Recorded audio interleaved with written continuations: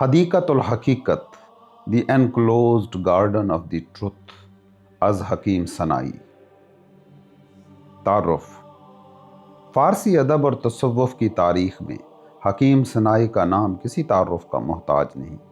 وہ بس ایک شاعر یا فلسفی نہیں تھے، بلکہ وہ اس روحانی قافلے کے سالاروں میں سے تھے جن کی پیروی بعد میں مولانا جلال الدین رومی اور شیخ فرید الدین عطار جیسی ہستیوں نے کی۔ حکیم ثنائی وہ پہلی شخصیت تھے جنہوں نے شاعری کے جام میں معرفت کی شراب اونڈیلی اور مثنوی کے اسلوب کو عشق حقیقی کے اسرار و رموز بیان کرنے کا ذریعہ بنایا۔ ان کی زندگی جو دنیاوی جاہ و حشمت سے شروع ہو کر فقر و درویشی کے اعلیٰ ترین مقام پر ختم ہوئی، ہر اس انسان کے لیے ایک مشعل راہ ہے جو ظاہر کی بھول بھلیوں سے نکل کر باطن کی سچائیوں تک پہنچنا چاہتا ہے۔ ان کی کتاب حدیقت الحقیقت the enclosed garden of the truth, سچائی کا بند باغ، اسی روحانی سفر کا نچوڑ ہے۔ مولانا رومی نے ان کے مقام کا تعین کچھ ان الفاظ میں کیا تھا: عطار روح ہیں اور ثنائی دو آنکھیں، ہم تو ثنائی اور عطار کے نقش قدم پر چلے ہیں۔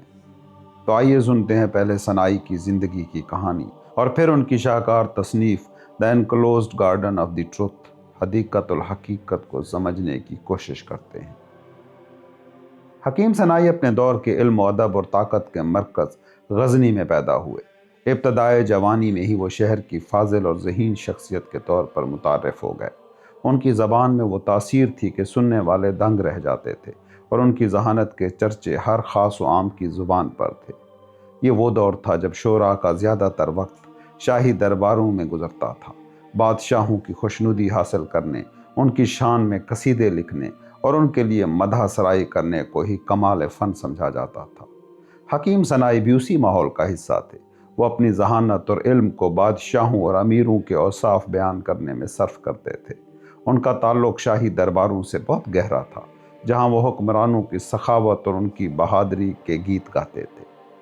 بظاہر یہ ایک کامیاب زندگی تھی، جہاں عزت تھی، شہرت تھی اور دولت ان کے قدم چومتی تھی، لیکن قدرت نے اس گوہر نایاب کو کسی اور ہی مقصد کے لیے تخلیق کیا تھا۔ ان کی روح اس دنیاوی کھیل تماشے سے بیزار تھی، بس ایک چنگاری کی دیر تھی جو اس خرمن ہستی کو جلا کر راکھ کر دے اور اس میں سے عشق حقیقی کا نیا سورج طلوع کر دے۔ حکیم ثنائی کی زندگی کا رخ موڑ دینے والا واقعہ انتہائی پر اسرار ہے۔ یہ واقعہ اس وقت پیش آیا جب سلطان ابراہیم غزنوی نے ہندوستان پر حملہ کرنے کا ارادہ کیا۔ بادشاہ اپنی لشکر کشی کی تیاریوں میں مصروف تھا، اور حکیم ثنائی نے موقع کی مناسبت سے بادشاہ کی شان میں ایک نہایت پرشکوہ قصیدہ لکھا۔ وہ یہ قصیدہ بادشاہ کی خدمت میں خود پیش کرنے کے لیے دربار کی طرف تیزی سے جا رہا تھا، تاکہ بادشاہ کے غزنی چھوڑنے سے پہلے وہ اسے سنا سکے اور داد و تحسین اور انعامات وصول کر سکے۔ راستے میں ان کا گزر ایک باغ کے پاس سے ہوا، جہاں سے موسیقی اور گانے کی آوازیں آ رہی تھیں۔ ثنائی تھوڑی دیر کے لیے وہاں رک گئے اور کان لگا کر سننے لگے۔ یہ آواز غزنی کے ایک مشہور دیوانے کی تھی، جسے لوگ لائی خور کہتے تھے۔ لائی خور بظاہر ایک مجذوب اور دیوانہ شخص تھا جو شراب پیتا تھا، مگر اکثر ایسی باتیں کہہ جاتا جو بظاہر بے معنی ہوتی، مگر ان میں دانائی کے گہرے موتی چھپے ہوتے۔ ثنائی نے سنا کہ لائی خور اپنے ساقی، وہ شخص جو شراب پلاتا ہے، اس سے مخاطب ہو کر کہہ رہا ہے: اے ساقی جام بھر دے، تاکہ میں سلطان ابراہیم کے اندھے پن کے نام پر پی سکوں۔ ساقی نے اس بات پر اعتراض کیا اور کہا کہ بادشاہ تو ایک عادل اور نیک حکمران ہے، اس کو اندھے پن کی بد دعا دینا یا خواہش کرنا غلط ہے۔ اس پر دیوانے لائی خور نے جواب دیا: وہ یعنی بادشاہ اندھا ہی تو ہے، اور اپنی حماقت کی وجہ سے اندھے پن کا ہی مستحق ہے۔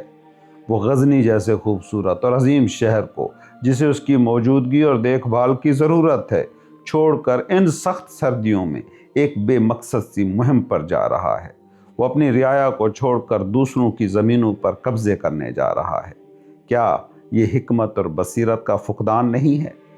اس کے بعد لائی خور نے ساقی کو ایک اور جام بھرنے کا کہا۔ اسے کہا: اب ایک اور جام بھر، تاکہ میں حکیم ثنائی کے اندھے پن کے نام پر پیوں۔ ساکی نے اس بار اور بھی زیادہ شدت سے اعتراض کیا۔ اس نے کہا کہ حکیم صناعی تو ایک عالم، فاضل اور نیک نام شخص ہیں، ہر کوئی ان کی عزت کرتا ہے، ان کی خوش اخلاقی اور علم کی تو ایک دنیا معترف ہے، تم انہیں اندھا کیسے کہہ سکتے ہو؟ اس دیوانے نے جو جواب دیا وہ حکیم صناعی کی روح پر ایک کوڑا بن کر برسا۔ لائی خور نے کہا، صناعی تو بادشاہ سے بھی زیادہ بڑا اندھا ہے اور ملامت کا زیادہ مستحق ہے۔ اپنے سارے علم، حکمت اور فہم کے باوجود وہ اس بات سے جاہل نظر آتا ہے کہ اللہ تعالیٰ نے اسے کس مقصد کے لیے پیدا کیا تھا۔ وہ اپنی خداداد صلاحیتوں اور اپنی روح کی لطافت کو مٹی کے پتلے بادشاہوں کی خوشامد میں ضائع کر رہا ہے۔ جب وہ اپنے خالق کے سامنے پیش ہوگا اور اس سے پوچھا جائے گا کہ تو اپنے ذات کیا لایا ہے، تو اس کے پاس پیش کرنے کے لیے کچھ نہیں ہوگا سوائے بادشاہوں اور شہزادوں کی جھوٹی تعریفوں کے، جو خود اس کی طرح کے فانی انسان تھے۔ یہ الفاظ جو بظاہر ایک دیوانے کی بڑبڑاہٹ تھے، در حقیقت ایک غیبی پیغام ثابت ہوئے۔ حکیم صناعی جو باغ کے باہر کھڑے یہ سب سن رہے تھے، سکتے میں آ گئے۔ لائی خور کے ان الفاظ نے ان کے حساس دل پر گہرا اثر کیا۔ انہیں احساس ہوا کہ وہ واقعی غفلت کی نیند سو رہے تھے۔ وہ علم جو انہیں خدا کی قربت کی طرف لے جانے کے لیے تھا، وہ اسے دنیا داروں کی قربت کے لیے استعمال کر رہے تھے۔ وہ زبان جو حمد باری تعالیٰ کے لیے بنی تھی، وہ فانی انسانوں کی مدح میں مصروف تھی۔ اس ایک لمحے نے ان کی زندگی کی کایا پلٹ دی۔ وہ سمجھ گئے کہ وہ اب تک سراب کے پیچھے بھاگ رہے تھے۔ ان کے دل میں دنیا کی بے ثباتی اور آخرت کی فکر نے گھر کر لیا۔ وہ وہیں سے واپس پلٹ گئے۔ انہوں نے دربار جانے کا ارادہ ترک کر دیا، بادشاہوں کی مدح سرائی چھوڑ دی اور اپنی باقی زندگی کو دنیا کی لذتوں اور جاہ و حشمت سے پاک کر کے اللہ کی یاد کے لیے وقف کر دیا۔ اس واقعے کے بعد حکیم صناعی نے ایک نئی زندگی شروع کی۔ یہ توبہ محض زبان کی توبہ نہیں تھی، بلکہ قلب کی ماہیت بدلنے کا نام تھا۔ تذکرہ نگار سراج الدین علی لکھتے ہیں کہ لائی خور کی باتوں سے پیدا ہونے والے اس اچانک اور گہرے اثر کے بعد صناعی نے علم باطن کی تلاش شروع کر دی۔ وہ وقت کے مشہور صوفی بزرگ شیخ یوسف ہمدانی کی خدمت میں حاضر ہوئے۔ شیخ یوسف ہمدانی کا آستانہ اس وقت خراسان کا کعبہ کہلاتا تھا، جہاں سے معرفت کے چشمے پھوٹتے تھے۔ وہاں رہ کر صناعی نے اپنے نفس کا تزکیہ کیا اور اپنی روح کو دنیاوی آلائشوں سے پاک کیا۔ جب حکیم صناعی نے دنیا سے کنارہ کشی اختیار کی اور فقر کا راستہ چنا، تو ان کی شہرت اور عزت میں کمی آنے کی بجائے مزید اضافہ ہوا۔ بادشاہ بہرام شاہ، جو ان کا بڑا قدردان تھا، ان کی اس تبدیلی سے بہت متاثر ہوا۔ کہا جاتا ہے کہ بہرام شاہ نے حکیم صناعی کو اپنی بہن سے شادی کی پیشکش کی تاکہ وہ دوبارہ شاہی خاندان سے جڑ جائیں۔ یہ دنیاوی ترقی اور عیش و عشرت کا ایک ایسا موقع تھا جسے شاید ہی کوئی ٹھکراتا، لیکن حکیم صناعی اب وہ پرانے صناعی نہیں تھے۔ ان کی نظر میں بادشاہی تاج اور شاہی رشتے کی کوئی حیثیت نہ رہی تھی۔ انہوں نے نہایت ادب لیکن استقامت کے ساتھ بادشاہ کی یہ پیشکش ٹھکرا دی اور فوراً حج بیت اللہ کے لیے مکہ اور مدینہ روانہ ہو گئے۔ اپنی کتاب حدیقۃ الحقیقت میں انہوں نے اس واقعے کی طرف اشارہ کرتے ہوئے بادشاہ سے معذرت خواہانہ انداز میں ایک بہت ہی خوبصورت اور دل کو چھو لینے والی بات کہی۔ میں وہ شخص نہیں جو سونے یا بیوی یا بلند مرتبے کا خواہش مند ہو۔ میرے خدا کی قسم، میں نہ تو ان کی تلاش میں ہوں اور نہ ہی ان کی خواہش رکھتا ہوں۔ اگر تم اپنے فضل اور مہربانی سے مجھے اپنا تاج بھی پیش کرو تو میں تمہارے سر کی قسم کھا کر کہتا ہوں کہ میں اسے قبول نہ کروں گا۔ حج سے واپسی کے بعد حکیم صناعی نے اپنی زندگی کا نچوڑ اپنی کتاب حدیقۃ الحقیقت، سچائی کا بند باغ کی صورت میں پیش کیا۔ یہ کتاب محض اشعار کا مجموعہ نہیں، بلکہ تصوف اور عرفان کا ایک مکمل نصاب ہے۔ یہ فارسی زبان میں اپنی نوعیت کی پہلی کتاب تھی جس نے مثنوی کی صنف کو اخلاقی اور روحانی تعلیمات کے لیے استعمال کیا۔ اس کتاب میں صناعی نے توحید، معرفت الہی، عشق اور نفس کے تزکیے کے مضامین باندھے ہیں۔ وہ انسان کو غفلت کی نیند سے جگانے کی کوشش کرتے ہیں۔ وہ بتاتے ہیں کہ عقل انسانی خدا کی ذات کو سمجھنے سے قاصر ہے اور صرف عشق اور عاجزی ہی وہ راستہ ہے جو انسان کو اس کے خالق تک لے جا سکتا ہے۔ کتاب کے آغاز میں ہی وہ خدا کی حمد بیان کرتے ہوئے کہتے ہیں کہ انسان اپنی عقل کے ذریعے خدا کو نہیں جان سکتا، بلکہ خدا خود اپنی مہربانی سے انسان کو اپنی پہچان کرواتا ہے۔ وہ انسان کو اپنی کم مائگی کا احساس دلاتے ہیں اور کہتے ہیں جب تک انسان اپنی میں ایگو کو ختم نہیں کرتا وہ خدا تک نہیں پہنچ سکتا۔ وہ فرماتے ہیں کہ انسان کو چاہیے کہ وہ اپنی ہستی کو مٹا دے تاکہ وہ حقیقی ہستی، الٹیمیٹ ریئلٹی کے ساتھ ایک ہو سکے۔ کتاب میں جگہ جگہ وہ ایسے واقعات اور تمثیلیں بیان کرتے ہیں جو پڑھنے والے کے دل پر دستک دیتی ہیں۔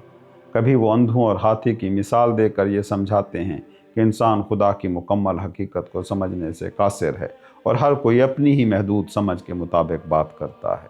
کبھی وہ بوڑھی عورت کے توکل کا قصہ سنا کر مردوں کو شرم دلاتے ہیں کہ تمہارا ایمان تو اس بوڑھی عورت سے بھی کمزور ہے جو جانتی ہے کہ رزق دینے والا صرف اللہ ہے۔ حکیم صنائی کی زندگی اور ان کا کلام ہمیں یہ درس دیتا ہے کہ انسان کی تخلیق کا مقصد محض کھانا پینا اور دنیاوی جاہ و حشمت اکٹھی کرنا نہیں ہے۔ لائی خور کے استانے نے کہ تم خدا کے حضور کیا لے کر جاؤ گے نہ صرف صنائی کی زندگی بدل دی، بلکہ آج بھی یہ سوال ہر ذی شعور انسان کے لیے لمحہ فکریہ ہے۔ صنائی نے ہمیں سکھایا کہ بادشاہوں کی قربت سے بہتر خدا کی قربت ہے، اور سونے چاندی کے خزانوں سے قیمتی چیز دل کا سکون اور معرفت الہی ہے۔ انہوں نے اپنی زندگی کے آخری ایام گوشہ نشینی اور یاد الہی میں گزارے۔ اگرچہ ان کی وفات کی تاریخ میں اختلاف ہے، لیکن زیادہ تر روایات کے مطابق ان کا انتقال 525 ہجری بمطابق 1131 عیسوی یا 545 ہجری بمطابق 1150 عیسوی میں غزنی میں ہوا۔ آج صدیاں گزر جانے کے باوجود حکیم صنائی کا کلام زندہ ہے اور پیاسی روحوں کو سیراب کر رہا ہے۔ ان کی حدیقت الحقیقت ایک ایسا باغ ہے جس کے پھول کبھی مرجھاتے نہیں اور جس کی خوشبو کبھی کم نہیں ہوتی۔ وہ آج بھی ہمیں پکار پکار کر کہہ رہے ہیں، اے وہ شخص جو غفلت میں پڑا ہے، اٹھ اور اپنے رب کو پہچان، اس سے پہلے کہ موت کا وقت آ جائے اور تو خالی ہاتھ اس کے حضور پیش ہو۔ پہلا باب، حتمی حقیقت، الٹیمیٹ ریئلٹی کا بیان۔ حکیم صنائی اپنی شاہکار کتاب حدیقت الحقیقت کا آغاز روایتی حمد سے کرتے ہیں، لیکن ان کا انداز روایتی مذہبی بیان سے ہٹ کر ایک گہری فلسفیانہ اور صوفیانہ بصیرت کا حامل ہے۔ وہ کائنات کی اس حتمی حقیقت، الٹیمیٹ ریئلٹی سے مخاطب ہیں جو مادے اور شعور دونوں کا منبع ہے۔ پہلے ان اشعار کو پڑھتے ہیں اور پھر ان کی تشریح کی طرف چلیں گے۔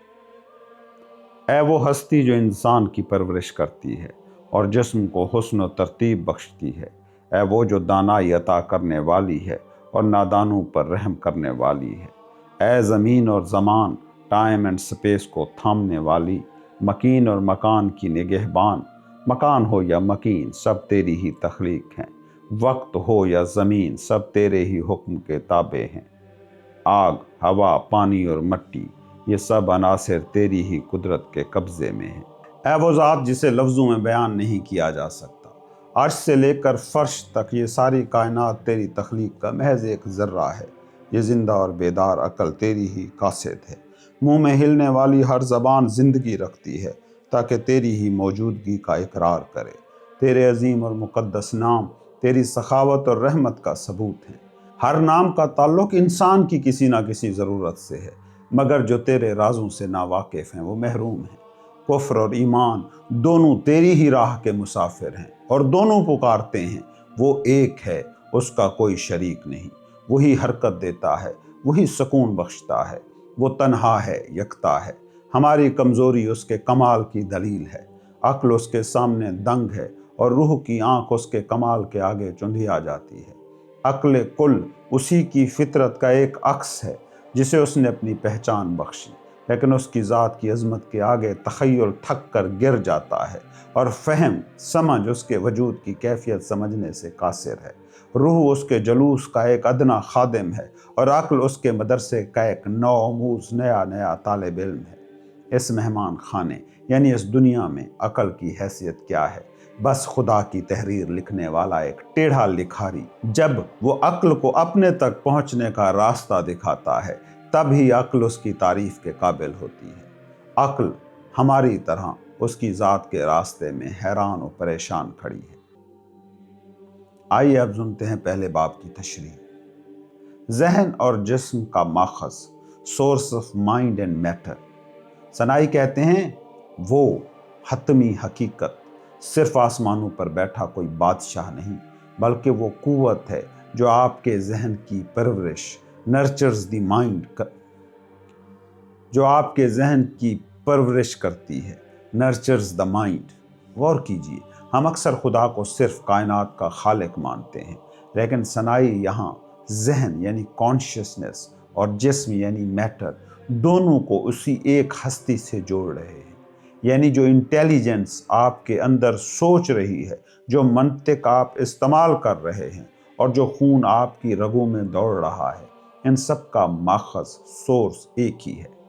روحانیت یہ نہیں کہ دنیا کو چھوڑ دیا جائے، بلکہ یہ سمجھنا ہے کہ آپ کا اپنا شعور اسی کائناتی شعور یونیورسل کانشیسنس کا ایک حصہ ہے۔ انسانی ضرورت اور صفات الہی، یہ بہت اہم نکتہ ہے کہ اس کا ہر نام انسان کی کسی ضرورت سے جڑا ہے۔ اسے منطقی طور پر سمجھیں، انسان جب بھوکا ہوتا ہے تو اسے رازق پرووائڈر کی تلاش ہوتی ہے، جب بیمار ہوتا ہے تو اسے حکیم ہیلر کی ضرورت ہوتی ہے، جب کمزور ہوتا ہے تو الجبار پاورفل کو مانگتا ہے۔ یعنی ہم اس الٹیمیٹ ریئلٹی کو اپنی ضروریات کے آئینے میں دیکھتے ہیں۔ یہ نام دراصل وہ کھڑکیاں ہیں جن سے ہم اس لامحدود ہستی کو محدود پیمانے پر سمجھنے کی کوشش کرتے ہیں۔ روحانیت کیا ہے؟ روحانیت یہ ہے کہ آپ اپنی ضرورتوں کو اس ہستی سے وابستہ کر لیں۔ یہ سمجھیں کہ آپ کی ہر طلب کا جواب اسی کل ٹوٹل کے پاس ہے جس کا آپ ایک جزو پارٹ ہیں۔ تضادات کا سنگم، یونٹی آف اپوزٹس۔ ثنائی کہتے ہیں کفر اور ایمان دونوں تیری ہی راہ کے مسافر ہیں۔ یہ ایک بہت بڑا فکری انقلاب ہے۔ عام طور پر ہم دنیا کو بلیک اینڈ وائٹ میں دیکھتے ہیں، لیکن صوفی کی نظر میں یا ایک عارف کی نظر میں یہ ساری کائنات ایک ہی مرکز کے گرد گھوم رہی ہے۔ جو انکار کر رہا ہے وہ بھی دراصل اسی سچائی کی تلاش میں بھٹک رہا ہے، اور جو اقرار کر رہا ہے وہ بھی اسی راستے پر ہے۔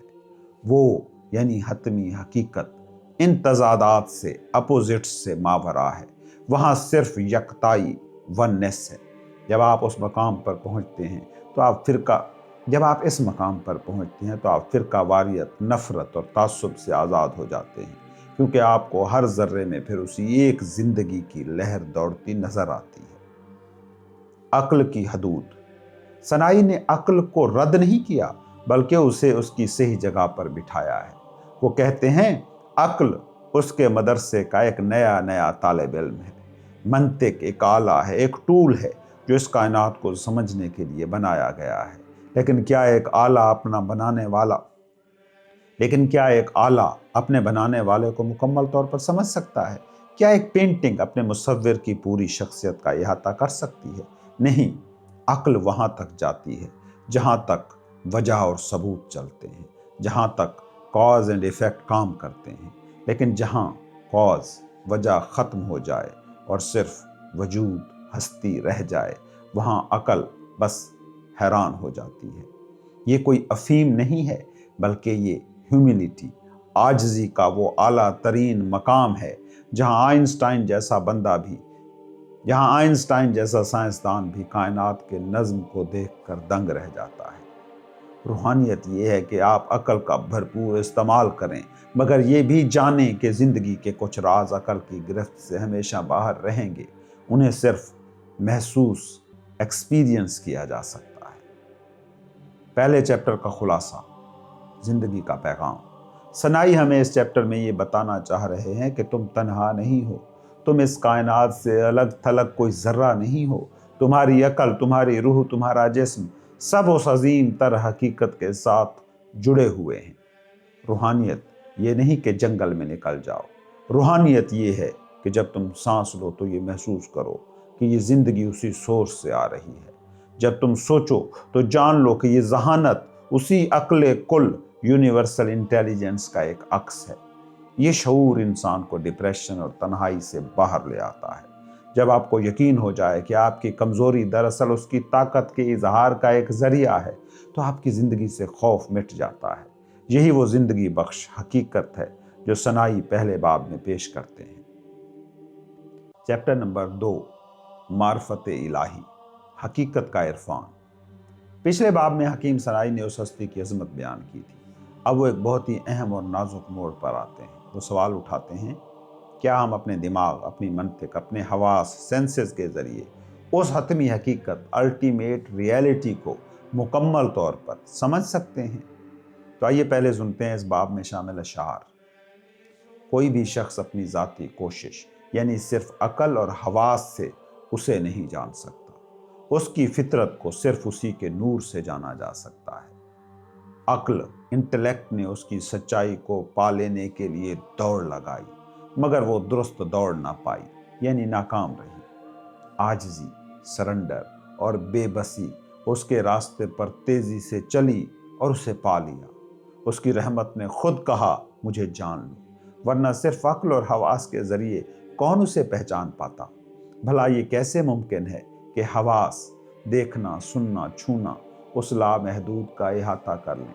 क्या एक अखरोट किसी गुंबद की गोल चोटी पर टिक सकता है? यानी क्या एक महदूद अकल लामहदूद ज़ात पर गिरफ्त कर सकती है? अक्ल तुम्हें सिर्फ दरवाजे तक ले जा सकती है, लेकिन उसके हजूर तक पहुंचाना ये उसके अपने फजल का काम है। तुम सिर्फ अकल की रहनुमाई में वहां तक का सफर नहीं कर सकते। दूसरों की तरह जिद मत करो और यही माकत ना करो। ऐ वो इंसान जो अपनी ही फितरत को समझने से कासिर है, तू उस हकीकत मतलब को कैसे जान पाएगा? जब तू खुद से नावाकिफ है तो उस कुल को कैसे पहचानेगा? इसकी दलील में बहस करना ऐसे है कि बोलना महज एक तशबीह है और खामोश रहना फर्ज से कोताही। अक्ल की आखिरी हद इस रास्ते पर सिर्फ हैरत, अमेजमेंट है। वहम व गुमान उसकी सिफात तक नहीं पहुंच सकते, और फहम, अंडरस्टैंडिंग अपनी ताकत पर बिला वजह फख्र करती है। अंबिया इन बातों पर दंग रह गए और औलिया इन सिफात को देखकर सकते में आ गए। अक्ल उसके वजूद की तरफ सिर्फ एक इशारा है, एक गाइड।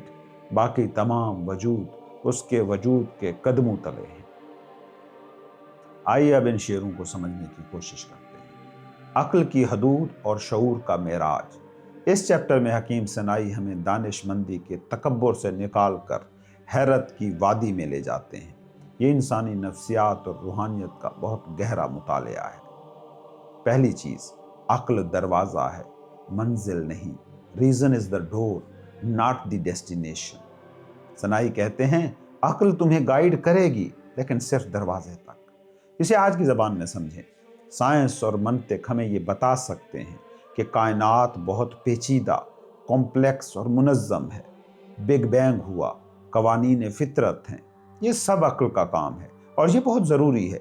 ये हमें उस दरवाजे तक ले आती है जहां हम मान लेते हैं कि कोई सोर्स ज़रूर है, लेकिन वो सोर्स महसूस कैसे होता है, उसका जायका क्या है, ये अक्ल नहीं बता सकती। नक्शा आपको शहर के दरवाजे तक ला सकता है, लेकिन शहर की फिजा का लुत्फ लेने के लिए आपको नक्शा यानी अपनी अकल जेब में रख कर शहर में दाखिल होना पड़ता है। गुंबद पर अखरोट की मिसाल, द नट ऑन द डोम, क्या शानदार मिसाल है। क्या एक अखरोट गुंबद की चोटी पर टिक सकता है? हमारा जहन एक अखरोट की तरह सख्त और महदूद है, और हतमी हकीकत, अल्टीमेट रियलिटी, एक वसी और अरीज गुंबद की तरह है। जब हम अपनी महदूद तारीफों, डेफिनीशंस और मंतिक के खानों में उस लामहदूद हस्ती को कैद करने की कोशिश करते हैं तो वो हमेशा फिसल जाती है। खुदा कोई रियाजी का फार्मूला नहीं जिसे तुम एक दिन हल कर लोगे। वो एक जिंदा तजर्बा है जिसे तुम जी तो सकते हो, समझ नहीं सकते। अपनी ज़ात से लाइल्मी, द इग्नोरेंस ऑफ सेल्फ। सनाई एक चुभता हुआ सवाल करते हैं, ऐ वो जो अपनी फितरत को नहीं जानता, तो खुदा को कैसे जानेगा? रूहानियत का पहला असूल हमेशा एक रहा है, खुदा गही, सेल्फ रियलाइजेशन। हम नहीं जानते कि हम सोते वक्त कहाँ जाते हैं, हमारे ख्यालात, थॉट्स कहाँ से आते हैं, हमारा दिल क्यों धड़क रहा है। जब हम अपने अंदर मौजूद इस छोटी कायनात, इस माइक्रोकॉस्म से बेखबर हैं, तो हम बाहर की बड़ी कायनात, मैक्रोकॉस्म के खालिक पर फतवे लगा कैसे सकते हैं? पैगाम ये है कि बाहर ढूंढने से पहले अपने अंदर झांको। आजिज़ी सबसे तेज सवारी। सनाई कहते हैं, अक्ल लड़खड़ा गई, लेकिन आजिज़ी تیزی سے بڑھی اور اسے پا لیا۔ عام دنیا میں عاجزی کو کمزوری سمجھا جاتا ہے، لیکن روحانی دنیا میں عاجزی، سرنڈر، یہ سب سے بڑی طاقت ہے۔ جب انسان یہ مان لیتا ہے کہ میں اپنی چھوٹی سی عقل سے اس عظیم کائنات کو کنٹرول نہیں کر سکتا، تو اس کی ایگو ٹوٹ جاتی ہے، اور جیسے ہی یہ ایگو، یہ میں ٹوٹتی ہے، انسان اس کائناتی بہاؤ، یونیورسل فلو کا حصہ بن جاتا ہے۔ یہ ہار مان لینا نہیں ہے، یہ خود کو ایک بڑی طاقت کے سپرد کر دینا ہے جس سے سکون ملتا ہے۔ حیرت، شعور کا بلند ترین مقام، امیزمنٹ، عقل کی آخری حد اس رستے پر حیرت ہے۔ جب آپ منطق کی سیڑھی کے آخری ڈنڈے پر پہنچتے ہیں تو آگے ہوتا ہے خلا۔ وہاں دلیل کام نہیں آتی، وہاں صرف واو، واہ رہ جاتا ہے۔ جب آپ راتوں کو تاروں بھرے آسمان کو دیکھتے ہیں یا کسی پھول کی پتی کی ساخت کو دیکھتے ہیں تو ایک لمحے کے لیے تو آپ کی سوچ رکتی ہے اور آپ کے پاس صرف ایک چیز ہوتی ہے، حیرت۔ سنائی کہتے ہیں کہ یہی حیرت اس حتمی حقیقت کا دیدار ہے۔ خدا کو دلیلوں میں مت ڈھونڈو، اسے اس حیرت میں محسوس کرو جو زندگی کے معجزات دیکھ کر پیدا ہوتی ہے۔ اس چیپٹر کا خلاصہ، یہ باب ہمیں سکھاتا ہے کہ زندگی کو صرف حل کرنے کی کوشش مت کرو، اسے جیو، محسوس کرو۔ منطق اور دلائل اچھے ہیں، لیکن یہ اوزار ہیں، ٹولز ہیں، یہ زندگی نہیں ہے۔ زندگی کی اصل حقیقت تب کھلتی ہے جب ہم اپنی ذہنی تگ و دو، مینٹل سٹرگل چھوڑ کر حیرت اور عاجزی، امیزمنٹ اور سرنڈر کے ساتھ کائنات کے سامنے کھڑے ہوتے ہیں۔ یہی لمحہ ہوتا ہے عرفان کا لمحہ۔ تیسرا چیپٹر، وحدت مطلق، دی ایبسولوٹ یونٹی، توحید کا گہرا راز۔ پچھلے باب میں ہم نے علم اور حیرت کی بات کی تھی۔ اب حکیم سنائی ہمیں اس کائنات کے سب سے بڑے راز کی طرف لے جا رہے ہیں، توحید۔ لیکن ٹھہریے، یہ وہ توحید نہیں جو صرف زبان سے ایک کہہ دینے کا نام ہے۔ سنائی یہاں ریاضی کے ہند سے ایک کی بات نہیں کر رہے، بلکہ اس وجود مطلق، ایبسولوٹ ایگزسٹنس کی بات کر رہے ہیں جس کے علاوہ در حقیقت کوئی دوسرا موجود ہی نہیں، لا موجود الا اللہ۔ پہلے سنیے اس چیپٹر میں شامل اشعار۔ وہ ایک ہے مگر گنتی اور اعداد کا اس کی ذات میں کوئی گزر نہیں۔ وہ مطلق ہے، ایبسولوٹ، اور کسی کا محتاج ہونا اس سے بہت دور ہے۔ یہ وہ ایک نہیں جسے تمہاری عقل اور فہم سمجھ سکے، جسے ایک کے بعد دو آتا ہے۔ نہ ہی یہ وہ مطلق ہے جسے تمہارے حواس اور تخیل چھو جائیں۔ وہ نہ تو کثرت میں ہے اور نہ ہی قلت۔ ایک کو اگر ایک سے ضرب بھی دو تو وہ ایک ہی رہتا ہے۔ ڈویلٹی میں صرف برائی اور غلطی ہے، یکتائی اور وحدت میں کوئی نقص نہیں۔ جب تک تمہارے دل میں کثرت اور الجھاؤ باقی ہے، تم زبان سے ایک کہو یا کہو دو، کیا فرق پڑتا ہے، کیونکہ تم اب بھی وہم میں ہو۔ کمزور تلاش کرنے والے، سیکر، اس کو یہ حق نہیں کہ اس کے بارے میں کہے کیسا ہے یا کون ہے۔ اس کے ہاتھ سے مراد اس کی طاقت ہے، اس کے چہرے سے مراد اس کی ابدیت ہے۔ تمام وجود اس کی قدرت کے تابع ہیں، سب اس کے حضور حاضر ہیں، سب اسی کے متلاشی ہیں، سیکر ہیں۔ روشنی کی حرکت روشنی ہی کی طرف ہوتی ہے، بھلا روشنی کو سورج سے کیسے جدا کیا جا سکتا ہے؟ اس کا کوئی مکان، پلیس کیسے ہو سکتا ہے؟ کیونکہ مکان کا اپنا کوئی مستقل وجود نہیں۔ بھلا مکان کو تخلیق کرنے والا، کریٹر آف پلیس، خود مکان کے اندر کیسے سما سکتا ہے؟ آسمانوں کو بنانے والے کے لیے آسمان کیسے حد بن سکتے ہیں؟ اے وہ جو شکلوں اور صورتوں، فارمز کے قیدی ہو اور ان الفاظ میں پھنسے ہو کہ وہ تخت پر بیٹھا۔ یاد رکھو، وہ بیٹھا کا مطلب کوئی جسمانی تخت یا زمین نہیں۔ خدا کے لیے جسم یا صورت کا تصور کرنا ایسے ہی ہے جیسے لامحدود کو محدود کر دینا۔ کل آسمان نہیں تھا، آج ہے، کل پھر نہیں ہوگا، مگر وہ حقیقت ازلی ہمیشہ رہے گی۔ آئیے اب سنتے ہیں ان اشعار کی تشریح۔ حکیم سنائی یہاں جس توحید کی بات کر رہے ہیں وہ کوئی مذہبی بحث نہیں بلکہ الٹیمیٹ ریئلٹی کا مشاہدہ ہے۔ آئیے اسے گہرائی میں اتر کر سمجھنے کی کوشش کرتے ہیں۔ اس چیپٹر کے اہم ترین نکات: پہلا، گنتی والا ایک نہیں، ناٹ دی نومیریکل ون۔ سنائی کہتے ہیں وہ ایک ہے مگر اس میں نمبروں کا کوئی عمل دخل نہیں۔ اسے سمجھنا بہت ضروری ہے۔ جب ہم گنتی میں ایک کہتے ہیں تو اس کا مطلب ہے کہ اس کے بعد 2 آ سکتا ہے۔ میرے پاس ایک سیب ہے، اگر ایک اور آ جائے تو 2 ہو جائیں گے، لیکن حتمی حقیقت، گاڈ، الٹیمیٹ ریئلٹی اس طرح ایک نہیں ہے۔ وہ ایک سمندر کی طرح ہے جس میں لہریں تو ہزاروں ہو سکتی ہیں لیکن پانی ایک ہی ہے۔ آپ سمندر کو گن نہیں سکتے۔